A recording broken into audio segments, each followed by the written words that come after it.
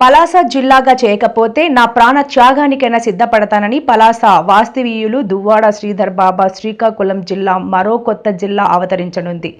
ఉత్తరాంధ్రలోని పలాస కేంద్రంగా కొత్త జిల్లా ఏర్పాటు చేయాలని ఈ మేరకు AP CM Chandrababu green signal ఇచ్చినట్లు దువ్వాడ శ్రీధర్ బాబా బీబీఎస్ న్యూస్కి తెలిపారు. అదే జరిగితే శ్రీకాకుళం జిల్లాలోని ఒడిశా సరిహద్దు ప్రాంతాలకు పాలనాపరమైన ఇబ్బందులు తప్పినట్లే. ఉమ్మడి శ్రీకాకుళం జిల్లాలో 10 అసెంబ్లీ నియోజకవర్గాలున్నాయి. 193 కిలోమీటర్ల మేర సుదీర్ఘ తీర ప్రాంతం ఉంది. జాతీయ రహదారితో పాటు రైల్వే లైన్ కూడా ఉంది. అయితే పలాస, ఇచ్చాపురం వంటి శివారు నియోజకవర్గాల ప్రజలు జిల్లా కేంద్రం శ్రీకాకుళం రావాలంటే గంటల తరబడి ప్రయాసలకు, ఇబ్బందులకు గురి కావాల్సిందే.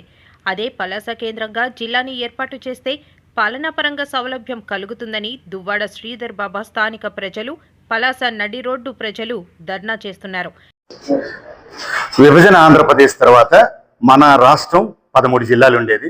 13, 26, 26 తర్వాత ఇప్పుడు కూటమి ప్రభుత్వం వచ్చిన తర్వాత 5 జిల్లాలు పెంచుతా ఉన్నారు. 31కి వెళ్లాల్సింది.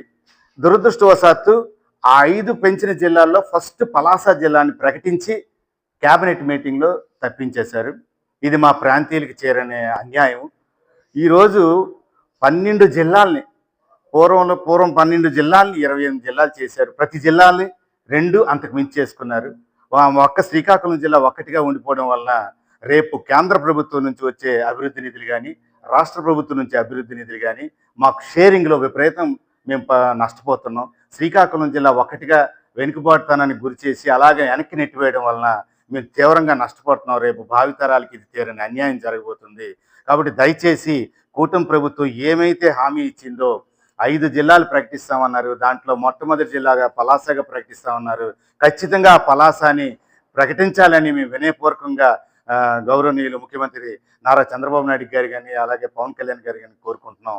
లేని ఎడల ఆల్రెడీ పలాస, ఇచ్చాపురం, టెక్కలి, పాతపట్నం మా ప్రాంత ప్రజలందరం కూడా కలిసి జిల్లాని సాధించుకోవడానికి అన్ని రకాల ఏర్పాట్లు కూడా జరుగుతున్నాయి. ఖచ్చితంగా ఇది ప్రజల్లో గట్టిగా ఉంది. ఇది కావాలి, జిల్లా మాకు రాకపోతే మేము అన్యాయానికి గురవుతామనే ఒక విప్లవం ప్రజల్లో స్టార్ట్ అయింది. ఇది ఖచ్చితంగా మాకు జిల్లా ఇచ్చి తీరాల్సిందే అని మేము కోరుకుంటున్నాం.